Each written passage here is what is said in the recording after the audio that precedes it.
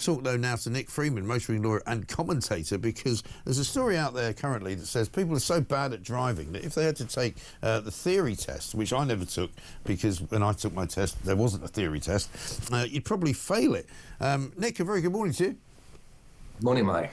Now, I'm just looking at the first question because the Telegraph piece here says a total of 1,900 out of 2,000 drivers managed to fail a stripped-down test prepared by a car insurer consisting of 15 randomly selected questions from the actual theory test. Now, I've looked at the first one and I'm already not sure about whether or not I'd get it right. It says you have stopped in an emergency area. What must you do before you rejoin the carriageway? 1, use the emergency telephone. 2, give an arm signal as you're moving off. 3, switch on your vehicle's headlights. Or 4, move away with your hazard lights on. I'm going to go 4, which is apparently wrong. It says you should use the emergency telephone. Oh, well, I'm with you on 4 there, Mike. and like you, I haven't done a theory test either. All right. But I mean, the statistics are really frightening. 94% of drivers would fail, which means they wouldn't be driving, which means they wouldn't have insurance. So clearly, the problem is you take your test when you're 17, and it's a very thorough test now. The theory test has 2 parts. It has a multiple choice, which includes all different aspects: highway code, stopping distance, road safety, things like fatigue, alcohol levels. And then it has a sort of a hazard perception test. So the first test is I think it's about 57 minutes, and the second test is a bit less, but a really thorough test. And what's interesting is that the amount of failure now is higher than it used to be, sort of at about 2007. So I don't know whether there are worse drivers now. And this is leading to people actually committing fraud and getting other people to take the test for them, both the theory and the practical test, which is another problem. Well, so I think there's a simple solution, a very simple solution, and that's we renew our driving licenses every 10 years. Wouldn't it be sensible at every 10 years to retake our theory test? I suppose because so. the law changed. I mean, it sounds, in theory, if you don't mind me saying so, it sounds like a good idea. However, I know that there's a huge backlog currently for people trying to get even any kind of test because, you know, there's just been so much of a backlog since COVID that, you know, there weren't any driving tests being given out. So, I mean, I don't know if the system could handle people taking one every 10 years, could they? Well, there is a backlog, but we're concerned with road safety, and if we're saying, look, 94% of drivers, current drivers, and you and I have just illustrated, we've got the first question wrong. It must be in everyone's interest, mustn't it, to say, look, the system just doesn't work, to take it when you're 17, 18, and again when you don't even have to take it again at 70. So the law changes, the highway code changes, mobile phone law changes, the law's changing all the time, and you know, I do about 50,000 miles on the road, and I've just got that first part of the test wrong, which I'm really disappointed about, because I would assume I would have got it right. Yes. So we learn it every 10 years, and I think the issue is the driving license standards needs to get up to speed. If they're a bit chaotic at the moment, a bit behind, them to sort themselves out so that they can accommodate this. Japan does it. Yeah. It works there, and the statistics show much safer driving there than here. So it's something that I think we have no choice, but we need to do it. And I mean, I can't really.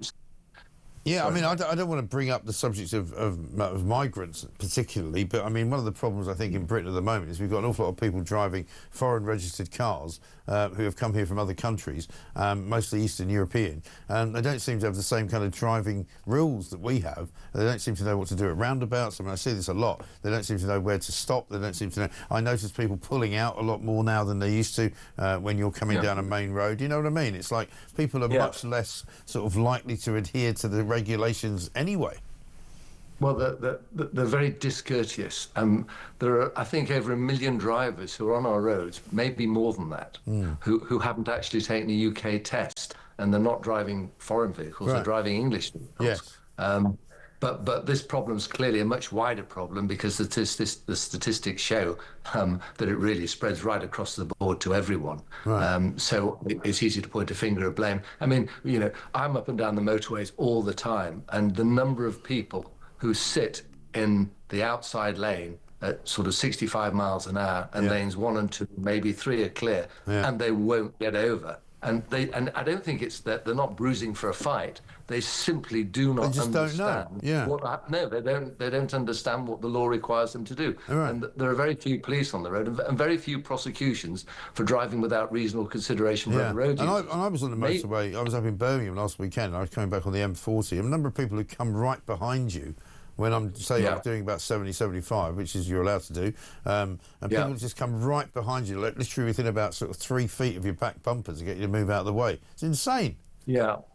Well, it is insane, and that's obviously borne out by their frustration. They're probably thinking if someone's travelling at 70 in the outside lane, with the tolerance zone built in, you can probably get up to 78. So what they're saying is, look, if the near side lanes are clear, you shouldn't be in the outside lane. The outside lane is purely for overtaking. And what you often have, and you'll know this, is the outside lane's very heavily congested, and the other lanes are fairly free of traffic, and then you get people who are, for want of a better expression, undertaking, cutting up, and then moving back in front. And drivers who are in the outside lane know what they're trying to do, and they try and stop them getting in, which in itself is another dangerous activity. It's mad. And while we've been talking, I've been taking various different questions on the test. Right, I've only managed to get one right so far.